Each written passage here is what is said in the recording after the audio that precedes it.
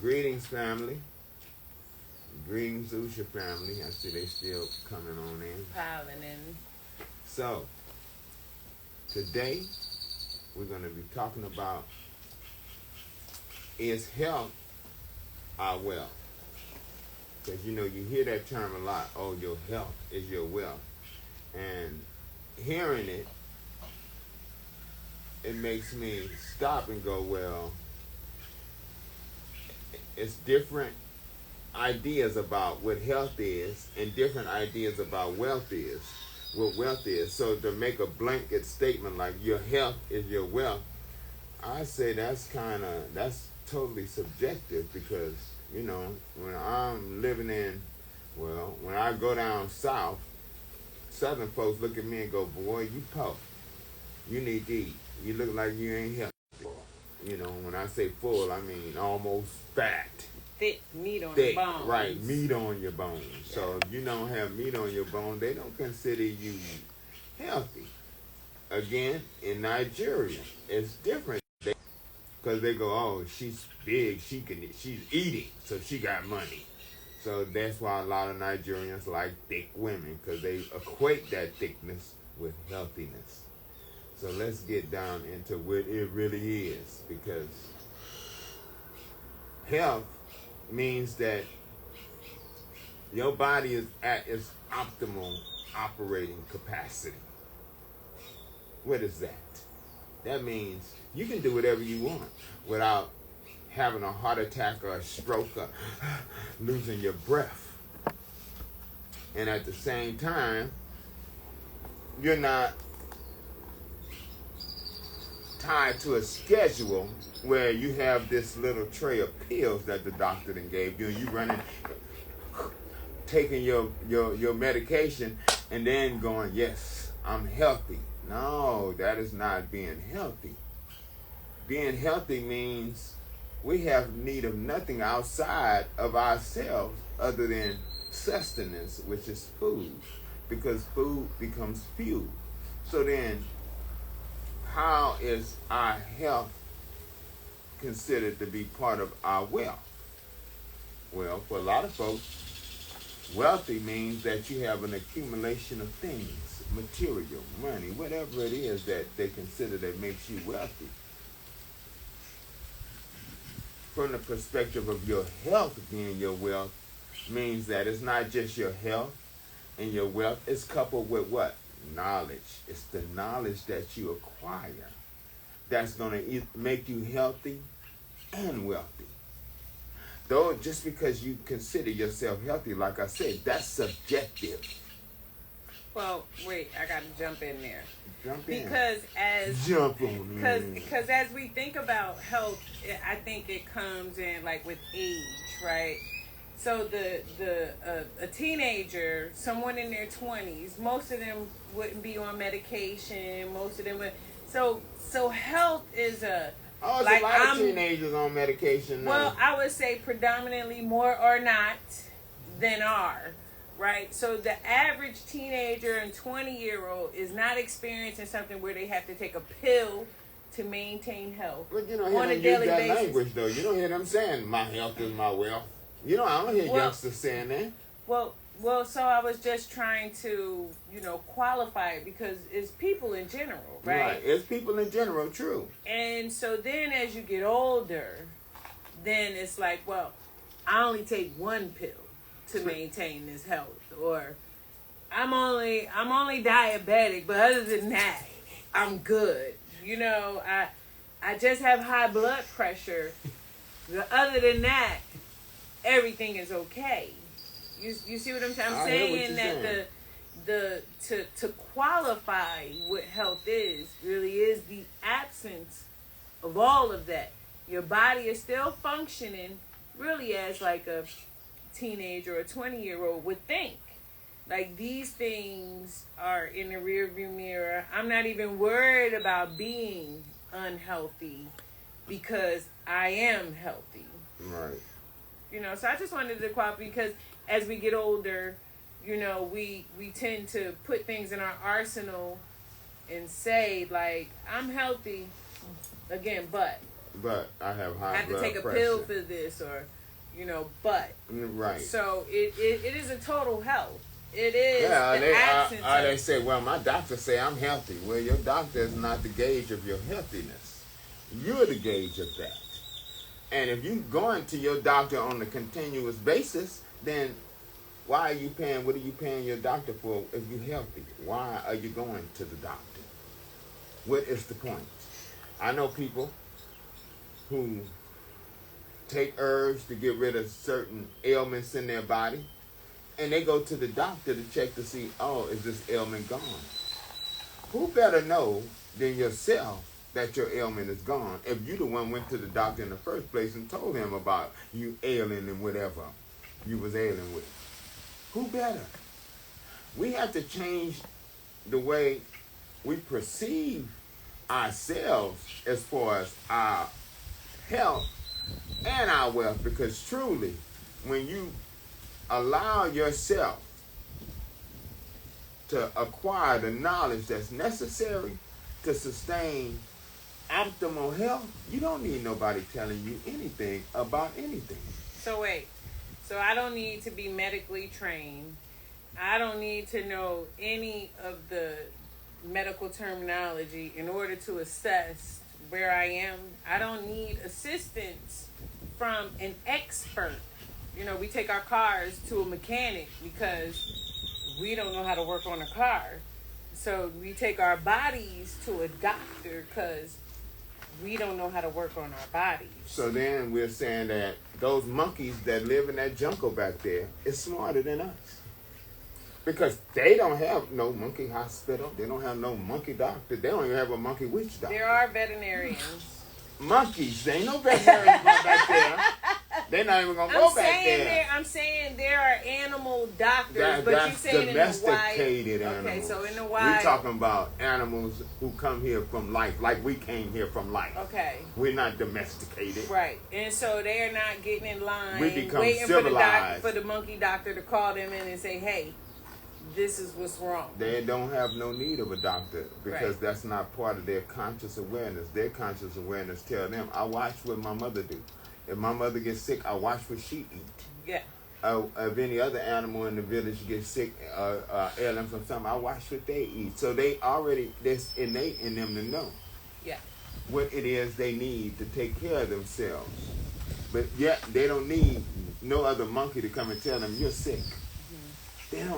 They don't do that. Mm-hmm. Yet we, who's supposed to be the highest intelligence on the planet, suffer from the craziest of ailments that our doctor tell us we're suffering from. And not only do we suffer from it, but we share the suffering with others. Hey, my doctor said I got diabetes. Yeah, I've been suffering from diabetes for a minute. So what did he prescribe you? Yeah, well, I'm taking insulin. Well, I don't have to take insulin because I got this little pump inside of me that I do is when I see my blood pressure, I push the button and it pumps this. That is insane.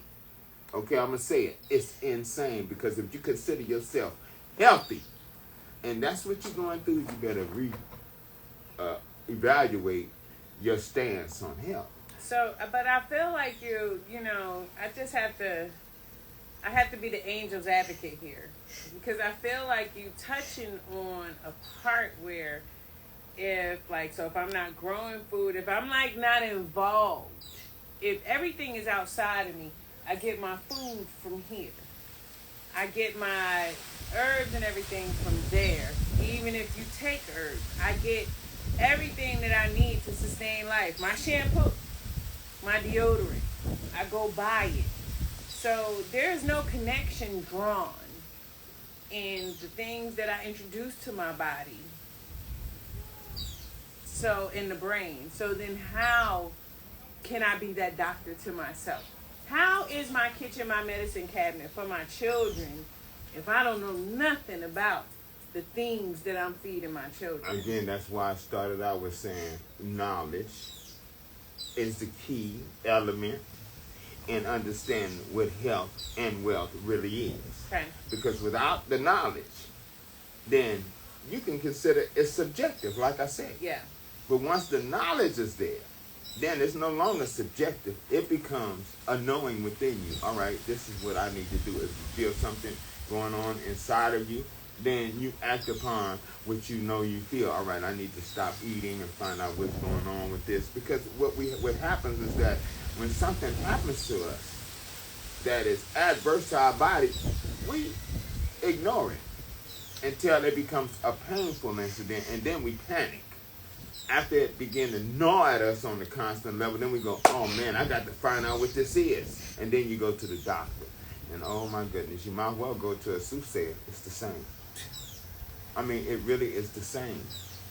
Because they're going to tell you what they think you have. I don't care how many tests they give you. What they think you should do. And they're going to prescribe to you what they feel is best for you. Why should that be put in anybody's hand other than yours? Do we ever stop and consider that the life that we live is the life that we chose to live, and that we are responsible for this life, and we cannot hold anybody else responsible for our health or our wealth? Because when we really stop and think about what wealth is, what is it? I know there's a proverb that says, knowledge is more precious than silver, and wisdom more precious than gold. So, if that being the case, knowledge is the fundamental root of our health and our wealth. We think, if we can think that wealth is the accumulation of material things, any material thing, then you're deceiving yourself, because wealth is not about the accumulation of anything but the knowledge that you need to sustain your life on a daily basis. So when I hear you say stuff like that, it reminds me, just to give an applicable knowledge, it reminds me of when we were listening to Earthquake last night. In one of his specials, he was talking about how Steve Jobs had all of the wealth possible. I mean, access to the best doctors and so forth, but none of that could save his life. Right. So his wealth didn't equate with his health. It didn't. It just didn't match up. So is wealth really a money or a material thing? And so, yeah, I agree with you. I think it's a great, question to pose. Is your health your wealth? Right. Can you sustain your life beyond material things? Beyond the assistance of somebody else? Yeah. I mean, in your quest for knowledge, your knowledge is going to take you certain places so that you can learn how to sustain your life. If being that you don't have the knowledge to do so, that is one of the things that we talked about in being human, was that our human part is to understand how this mechanism that we consider ourselves human works, this body. It's our body. We live in this body. So, we should know as much as we can about this body. That's like a mechanic not knowing about cars. Yeah. But you know what the whole question makes me think of, like, and it might be a little controversial, but should everybody live? I mean, isn't there a time when we think about plants and wildlife, 100% of everything does not live. It really 100% of everything does not reach what we consider like old age. And so is it bad to die? Like, is it bad to leave here? It's not bad. It's not bad to die nor to leave here. What's bad is not living, because we come here to live. And so, if in your living is hindered by some external condition, then are you really living? It's a self-inflicted.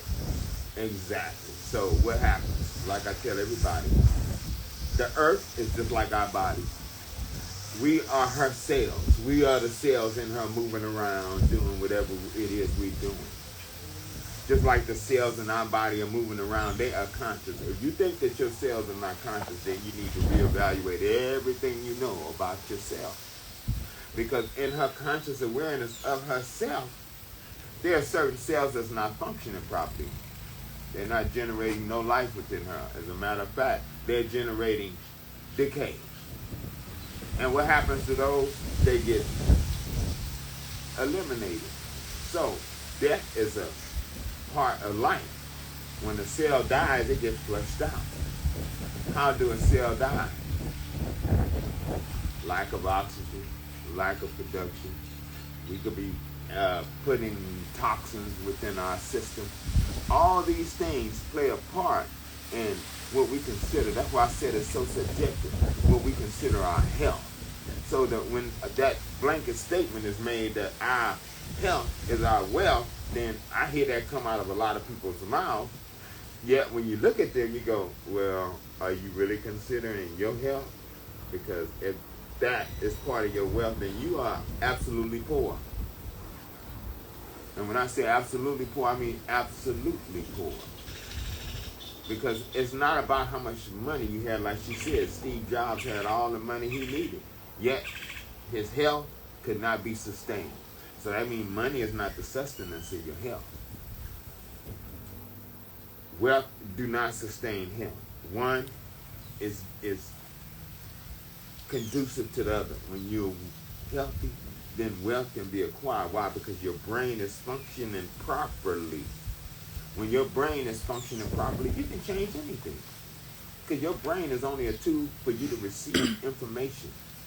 And as you receive that information, your consciousness is what we use to perceive. But if you disconnect it from even that, then you totally operating from your brain, then you already in chaos. That's why we are considered human beings, because there's two parts to us. We live in a world of dichotomy. What we see ain't all what is. That tree, yes, that's a tree when we look at it. We see the barks and the leaves, and like we see all the orange flowers on this tree. It's absolutely beautiful. But there's another part to that tree that you're not seeing, and that's the energetic part of that tree, which is very much alive, because if the energetic part of that tree ceases to exist, that tree ceases to exist. So nothing is separated from the energetic part of itself. Why? Because we are all energy in a physical body experiencing the physical world. And so why wouldn't you want to be the best specimen that you can be, so that you can enjoy the best of what the world has to offer? You have something to say? And that's what we're talking about, is our health part of our wealth.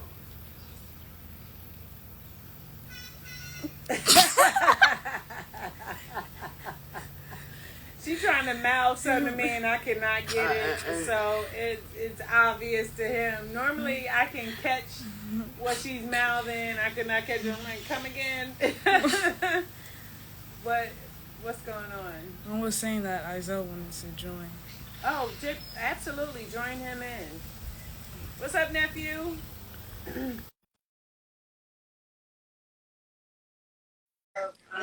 Dr. Sebi and nephew of Asami here. It didn't pop up.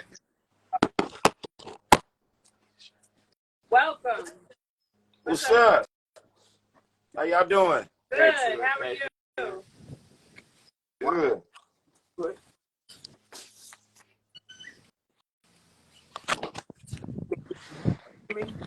How y'all doing? We're doing Wonderful. excellent, man. What's I up? said, do you quit? Hey, you giving out great information, and the world needs to hear this right now, because this is, you absolutely right. This is the topic. That was the topic of the weekend for BET. You know, what being healthy over being wealthy is one of the biggest topics, because all we think about in my generation is how fly we are, how good Right. we look, what designer we have, what shoes, and what's this and what's that. But we tend to forget that if we not healthy, how we gonna be wealthy?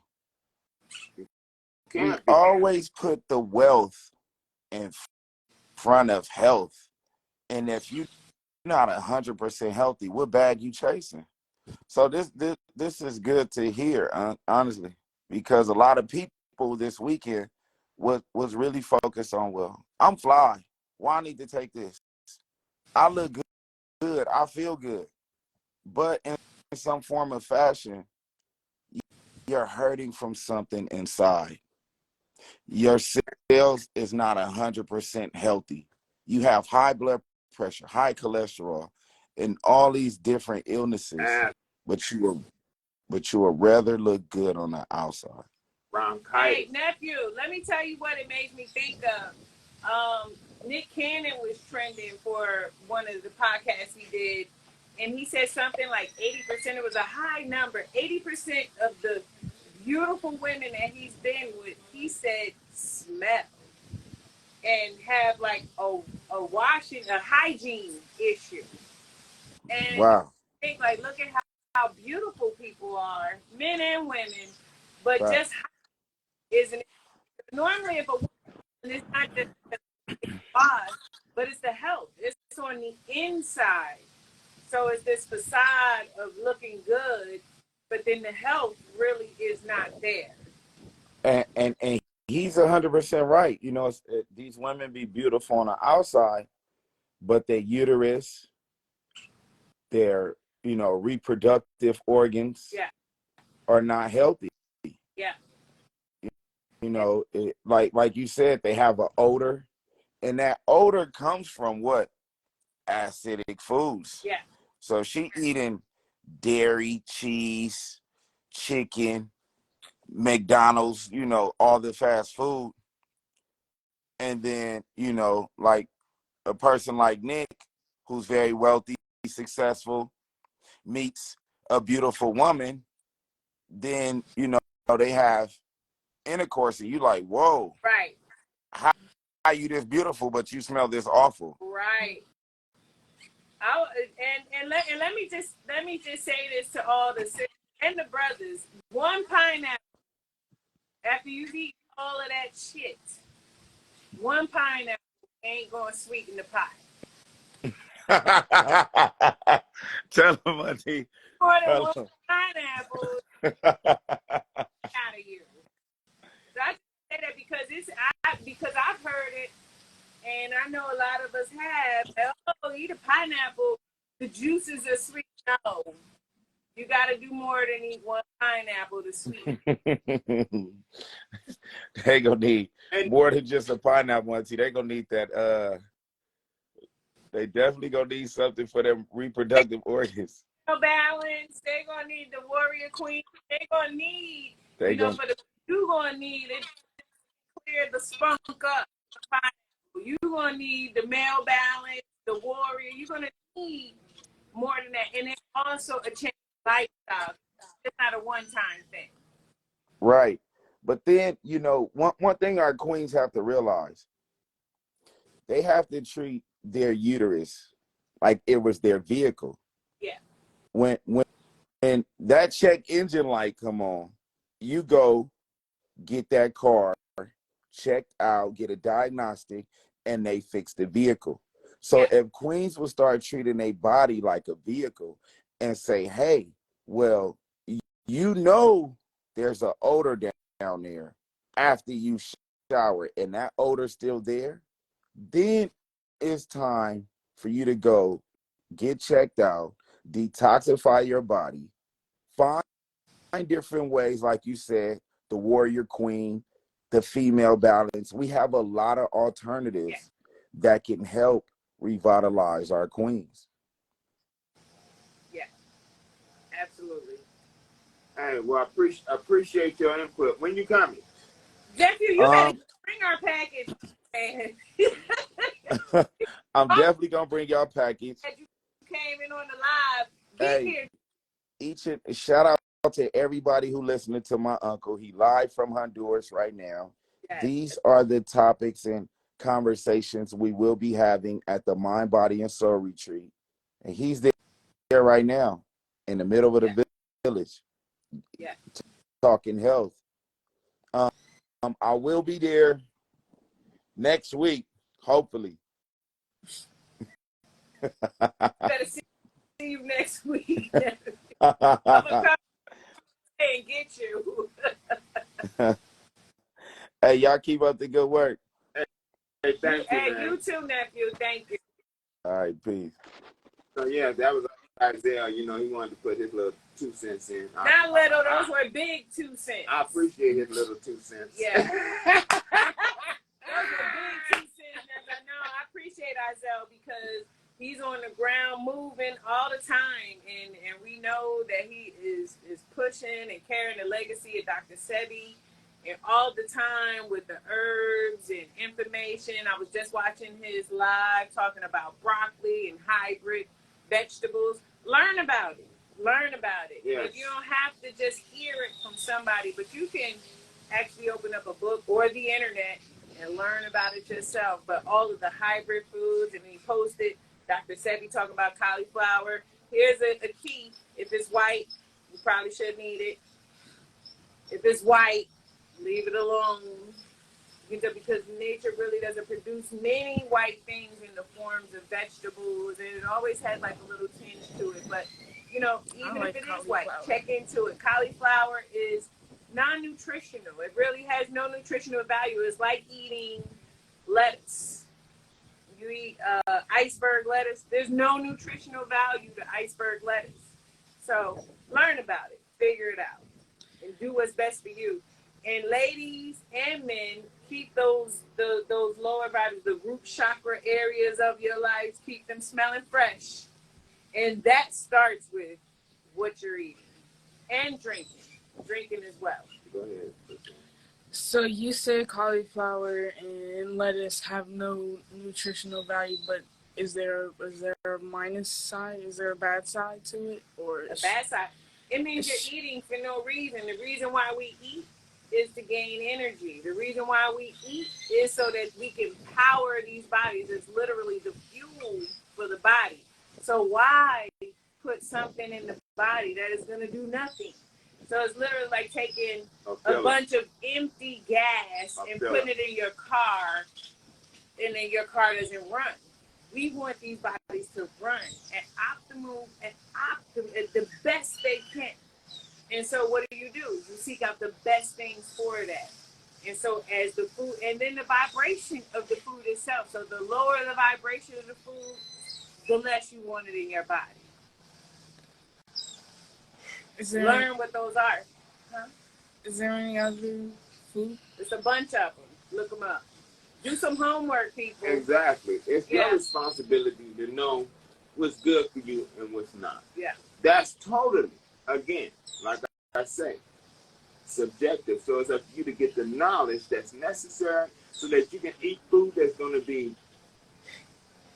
sustaining to your body, that's going to energize your body, that's not going to cause decay in your body.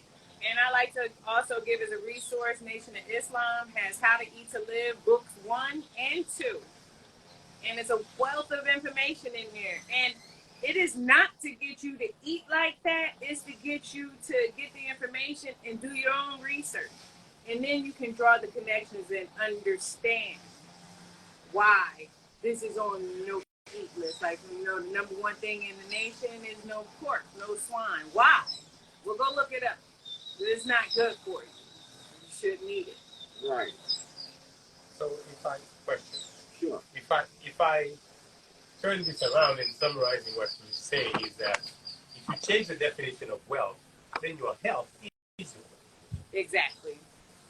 Change the definition of and what is it your definition of health? That's what I was trying to get at the beginning. Because a lot of times, if you're older, you're considered to be healthy if you're only taking one medication. So no, like, what is your definition of health? And health is a total health. It's a mind, body, and soul health. It really is total. It really isn't any separating it, because if you have a sick mind, then you can't have a healthy body. It doesn't work that way. And you won't have a healthy body in a sick mind. You won't. Now you can still have sick thoughts. I'm not gonna say that because your body get healthy, your thoughts are seeking to rise to a higher vibration because your whole body is raising to a higher vibration. Yet through repetition and through our personal history, we have a way of pulling garbage back in to our present day and allowing thinking that's detrimental to your own health to reside within you. Because Then there's no healthy body. remember what I said, knowledge is the foundation for your health and your wealth. Yeah. So we have to stop just assuming that things are good because we think they are and find out, why do we think this is good? Why is this good for me? Why is this not? Is this thought going to generate within me a high vibrational frequency, or is this thought going to lower my vibrational frequency at the time when I'm trying to heighten my whole health, my wealth, and my everything? All of it plays a part. We can't just take like I always say, we like to live our life a la carte by just grabbing things that we think is good, feels good to us, and we just a la carte everything, where things are connected. And when you get on a certain path, that path is going to lead you a certain way. And if you bring in things from your past into the path that you're currently projecting yourself on, what is it going to do? It's going to draw you back to where you was back then. Why? Because you're bringing those same thoughts to the present. You bring those thoughts to the present, you're going to get the same result. So it's a totality of us being whole. Health means wholeness. Wholeness means that you are full of wealth. Why? Because your brain is operating at its peak. And when you're operating at your peak, there ain't no problem that you can't solve, money problem or otherwise. Why? Because you're operating from a space where you are clear. Your body is healthy. Your brain can produce. We created all this. So when we get back to who we are and allow our brains to get healthy, as our body get healthy, so does the brain. The brain is very much a part of your body, like your heart, your lungs, your liver, your kidneys, all of it work together. That's why I say the house divided cannot stand. What house? This house. If your kidneys is not cooperating with your lungs, and your lungs not cooperating with your brain, you got chaos going on in your body. And how did that happen? Because we decide that our mouth is the most important part of our existence and our taste buds, and we just eat ourselves to death. And we have seen it. So now we have to start taking responsibility for all of our actions, because that's where health really comes from, being responsible for what you intake. And that, when I say intake, I mean physically and mentally. Because we don't just feed off of food, we feed off of information. That becomes what you would call brain food. So whatever your brain food is, if it's not in alignment with your intake of nutritional food, then you need to re-examine your space.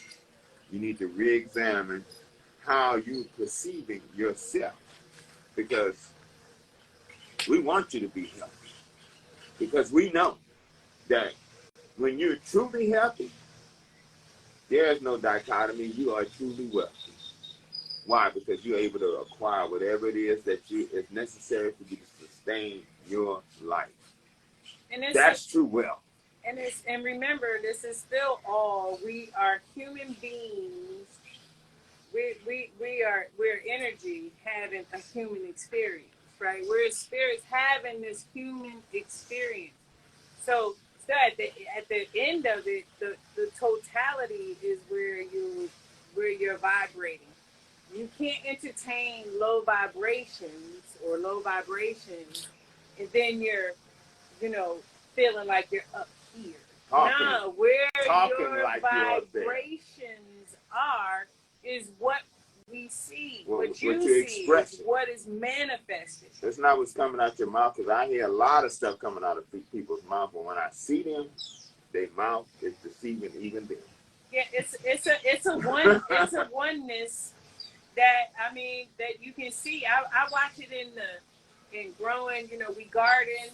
We're avid growers, and when we would like, there is no, when I see something eating at the plant, or you see the plant decaying, then there is no, oh well, this part of the plant is healthy, and just this part is no. The plant is experiencing something, and decay starts in totality of the plant.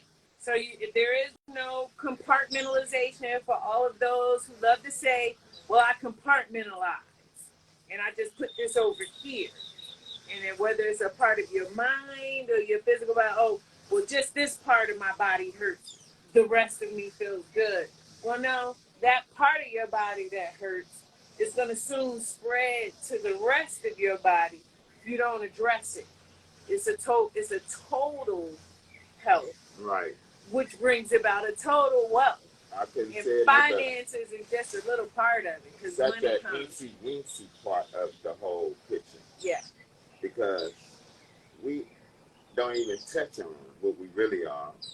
And me sitting here even talking about our health and our wealth means that I have to talk as if you guys without the knowledge base that's needed to sustain your existence. Because when we really get into what we really are, we wouldn't even be having these kind of conversations. We'd be having conversations about, oh yeah, man, have you checked out Saturn? Yeah. Have you seen the rivers that flow on Uranus?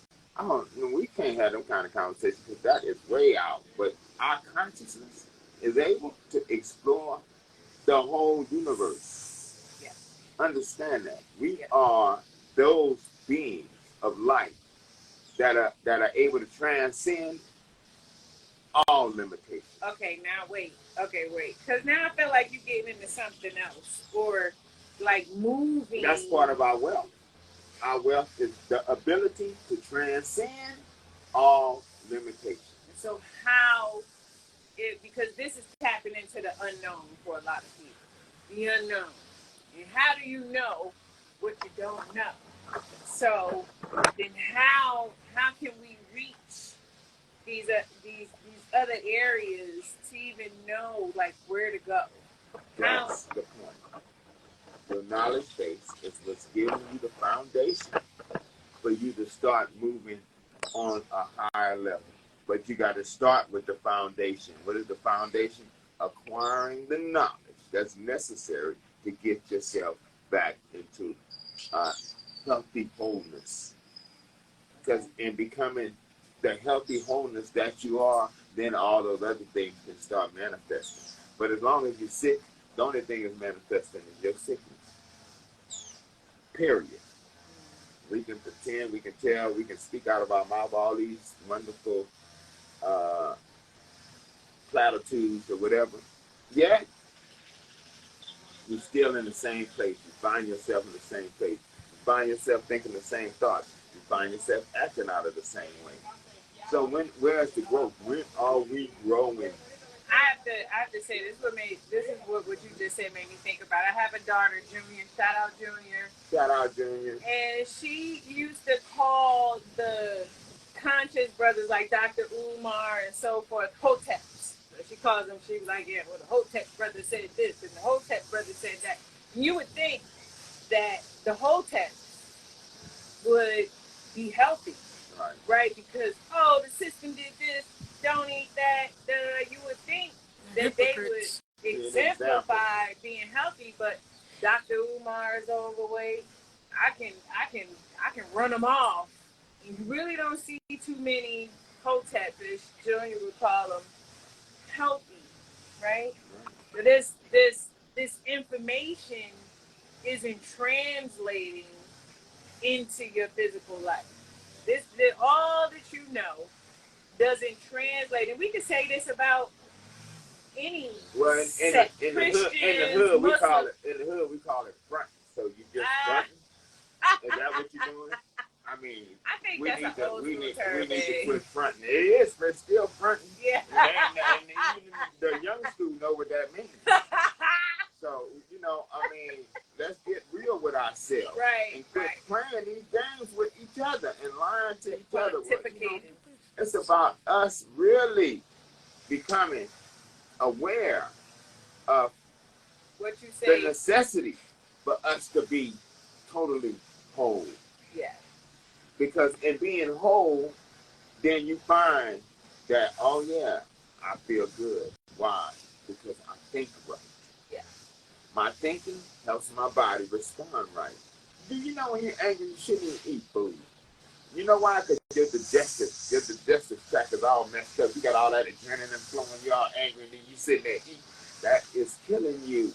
But wait, and I remember doing this in driver's ed class. I remember this being in the video in driver's ed class. When you're angry, you shouldn't drive. Why? Because you're going to get in that car, you're going to push the pedal to the metal, and you're going to angrily drive. Somebody jump in front of you like, get out the way. You're not in control of your emotions at the time. The anger is at the height of what you're feeling. You got to sit, stop. Same thing with sadness. People who are sad, they be driving real slow. They ain't in a hurry to get nowhere. Go around. So let's not always be in the fast lane nor the slow lane. Let's find our happy medium. Yeah. Let's find out where we are at the best of ourselves. I keep saying it. You should want to be the best you can be. Yeah. You are the star of your show. Yeah. You are not the supporting cast. You are the show. You are the star of your show. And life is your stage.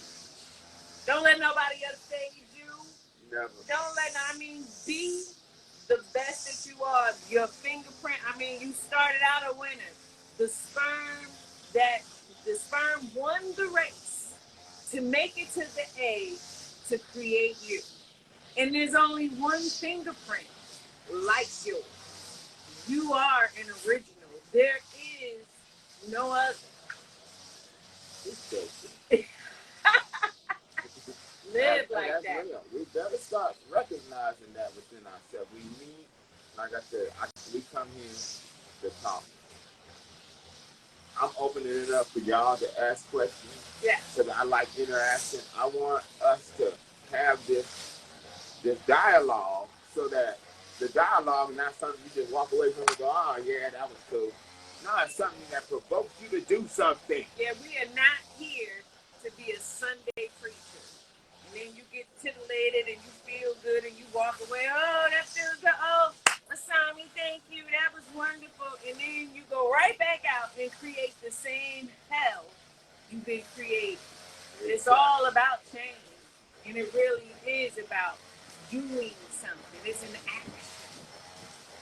Right. How you doing, sis? Hi, how are you guys? Good. Thank you for stopping in. We appreciate you. Good. Do you have anything you want to ask, add, say? Yes, so when it comes to thoughts and whatnot, what would you say about dreams and nightmares? You feel like we're in control? Because what if we have negative dreams and whatnot while we're on the journey? Well, then what happens is this. Remember, your dreams are just an expression of all the stuff you have accumulated in your mind. So, when those things start coming back into your awareness through your dreams, you have to ask yourself, why is this coming forward? Just ask the question, why am I seeing this? You have the answer. Yeah. The answer is in you. Trust me. We have to learn to trust ourselves.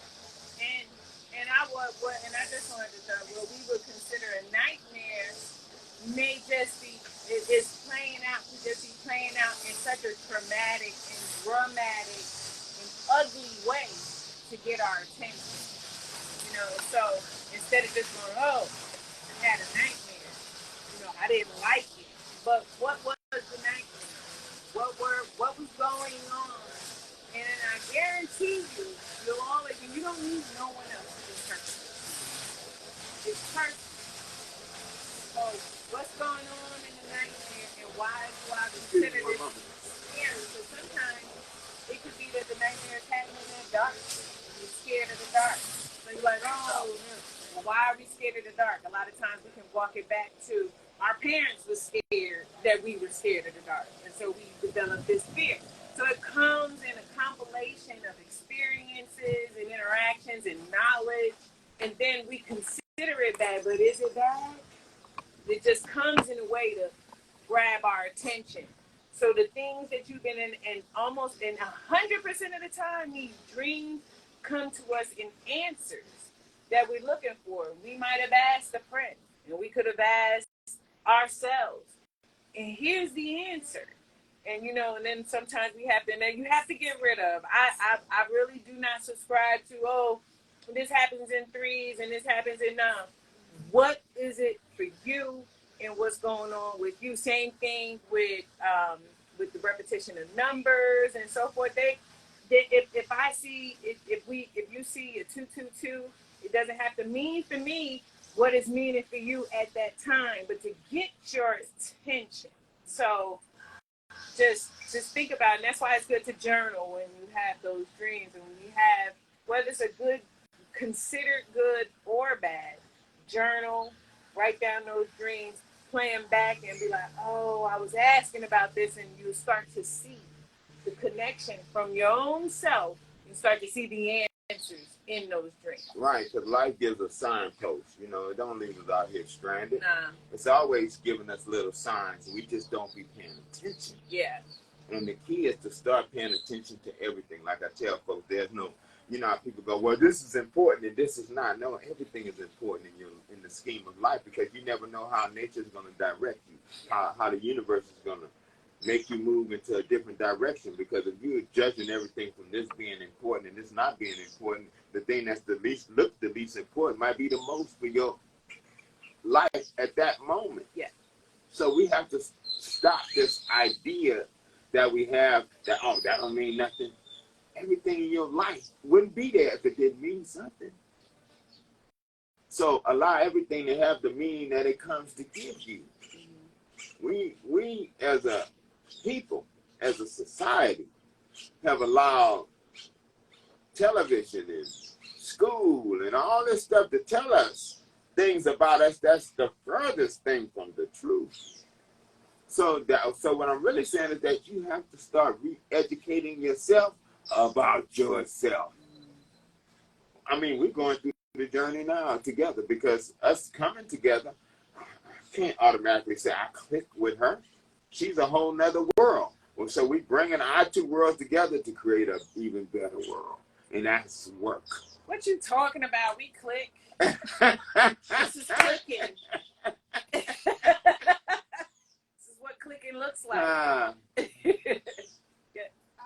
definitely agree with you. What something means for somebody else can mean something different for you. So I know growing up, people said stuff like that, like, oh, these numbers, they angel numbers, and if I walk on this side of the pole and you don't, it's, bad luck and stuff like that. I just never fit in with that. I'm just like, maybe it's true if you believe it, but that's not the truth for me. And what I would say when it comes to the thoughts and whatnot and bad energy and vibrations gravitating towards you, I feel like when you're on that spiritual journey, trying to better yourself and trying to elevate and evolve, I feel like that's when the bad vibrations and the bad entities and spirits and whatnot are going to gravitate towards you, because I don't feel like they're just going to let you go, oh yeah, go ahead, because bad energies and bad vibrations, bad people, they like to be around other bad people, but I feel like they wouldn't choose that over being around somebody that's trying to better themselves or somebody that's pure. I feel like that's kind of the whole deal, Well, we have to remember that this journey is the journey that we chose. So the challenges that's on this journey going to come from everywhere. And they come to in all kind of forms. Yeah. And I'm gonna say this, and I want to say this as clear as I can. Nothing comes to destroy you. You didn't bring that to destroy yourself. Those situations come so you can elevate yourself. Because if you stay down into those situations and you can't see nothing but the situation, then you're not growing. And then how do you know you're not growing? Because the situation keeps reoccurring. It reoccurs in other people. You can move. I was just saying this earlier. Wherever you go, there you are. You can move. You can move to another country. And you can still find yourself in the same situation. You will continue to be in the same situation until you will continue to meet the same man, the same woman.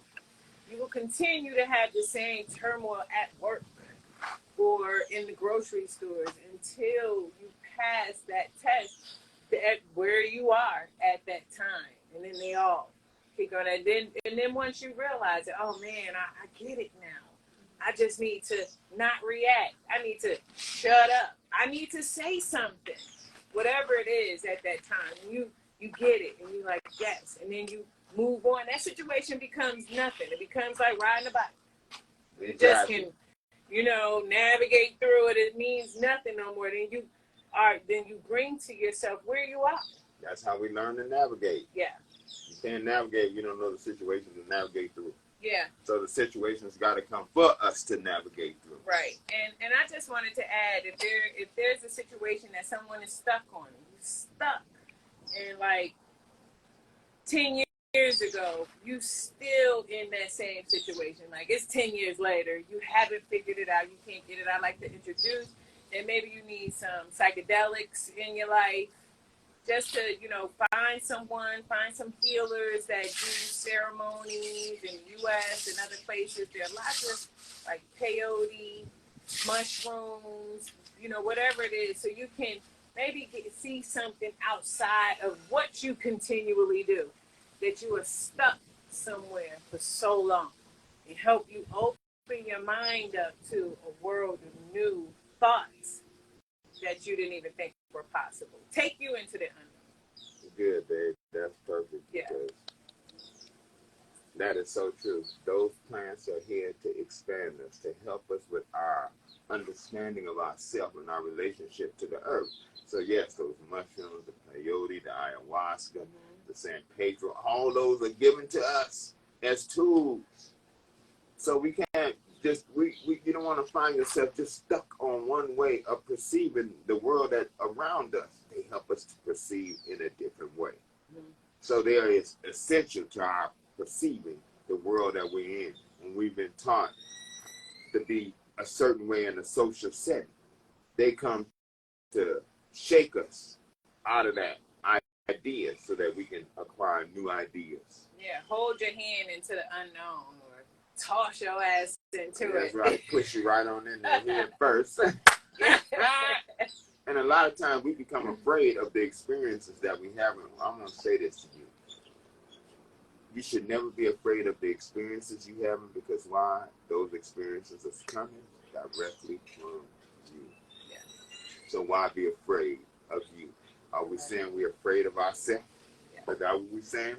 Because you are creating these things. A lot of people are. A lot of people, we've heard it again and again. I'm like, I don't want to take Not mushrooms. only heard it, we've seen it. Yeah, I don't want to take mushrooms because I don't know what's in me. What have you done? Right, that Who are makes you you? afraid of yourself. Yeah. So with that being said, hey, I hope you guys enjoyed this session. We did. Yeah, we I always did. enjoy coming to y'all, giving y'all information and sharing and looking forward to seeing y'all eventually right here with us at USHA, because I'm gonna tell you, I Come don't on, plan y'all. on leaving, when we do have a trip plan, but for the most part, I We love here. being here. This is our life. This is our expression. We are jungle people. So until next time, if you come back to the jungle, peace. Peace, y'all.